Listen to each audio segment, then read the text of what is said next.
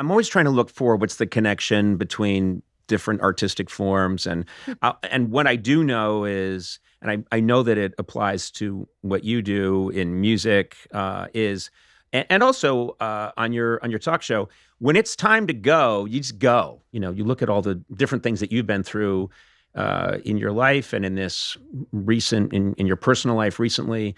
And people might say, well, how do you keep going? It's because you take it moment to moment to moment. I'm going to take this and I'm going to write this song. Then I'm going to write that song. I'm going to move to this moment, then to that moment. Well, that's interesting you said that, because that's literally, I think everybody had a hard time during COVID.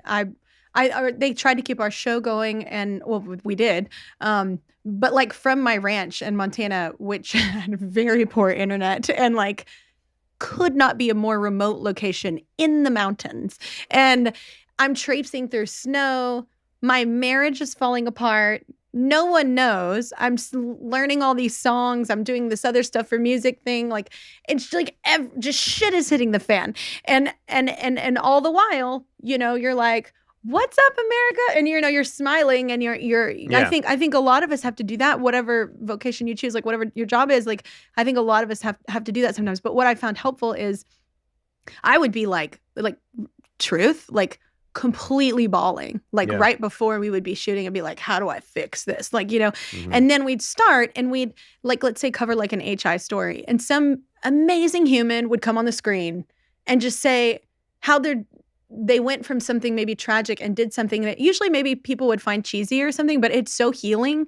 And I think when you step outside yourself and not necessarily compartmentalize it, but just let it go for a moment, because it seems so huge, and then you focus on someone else, it kind of changes the perspective on everything in your life. Of course, and it kind of is healing in a sense, but it's hard to keep smiling.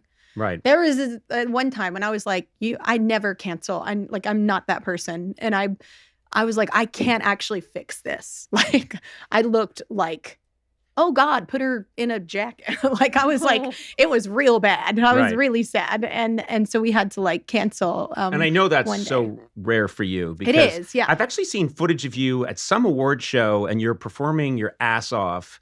And I know that I later heard the backstory, which is that you needed to have an appendectomy. Didn't they the award doctors... shows are like the death for me. You don't understand. Like, that happened. Yes, like my appendix was about to burst. I literally went into surgery hours later. Something else happened the other time I was doing it. My first performance ever on the Grammys. This is a real story. I was called right as I was leaving for the Grammys, being picked up by my publicist at the time, Roger Widnowski, and was told I had cancerous results. And I was like, and cancer like runs in our family, like ovarian, cervical, like just the gamut, breasts, everything. And I was like, what? And the whole day was ruined, because I just couldn't stop crying, because I was like, wait, I haven't done so much like in my life. I was like, and it just was the worst day ever.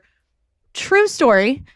The next morning, I called back to schedule, because I was like, I can't. They're like, we need you to come in now. I was like, well, I'm going to be performing on the Grammys. So, and it was like a huge moment for any kid that grows up watching. That's like the epic thing for you. And literally called the next morning for like what I needed to do next. And they were like, oh, we're so sorry. Those were actually someone else's results. No. Jesus No. Christ. And I was like, you? No. First of all, my first thought was like, who did you tell they were fine? Right. And now you're calling them and telling them they have cancer. Like, I'm like, wait, what? And then They called Clark Kellison. And then I was like, I know. And then We're so sorry, Clark. You know, whether you're on a cross-country drive or on your daily commute, time in the car is perfect for listening to podcasts like, I don't know, this one. T-Mobile covers more highway miles with 5G than anyone. Their network helps keep you connected to all your favorite podcasts when you're out and about.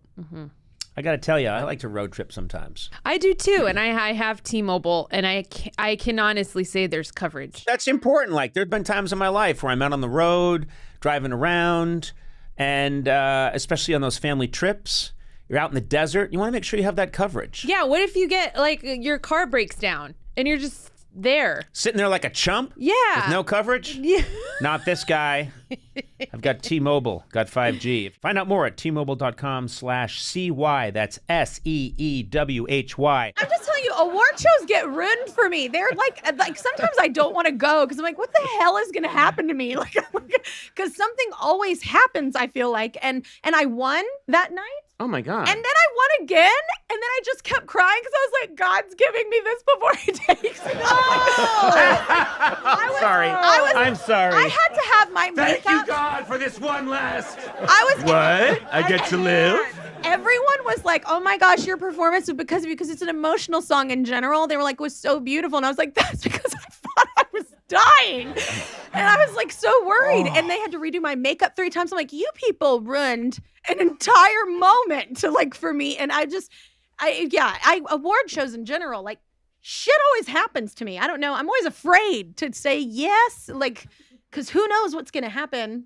My favorite my award show moment was I was working. Well, there's a bunch of crazy things that have happened, but I was working on an award show once and emceeing it, and had to do kind of like a song and dance number. And I can sort of like hold a tune if necessary in a comedic way. So it was all fine. But then it was important that I hit this note at the end. Yeah. And so they said, you know about this, but they said, what we're going to do is we're going to get you into the Capitol Records building. The orchestra is there. That's going to be. Did you do it while they were playing? And yeah, it was the greatest thing in the world. And what they did is they had me sing it there, so they had it on this track. Yeah. But then they had me hit this one note, so I was going to sing it live. But then at the end, go, so welcome to the, I got to hit this note up there and hold it, which I don't do.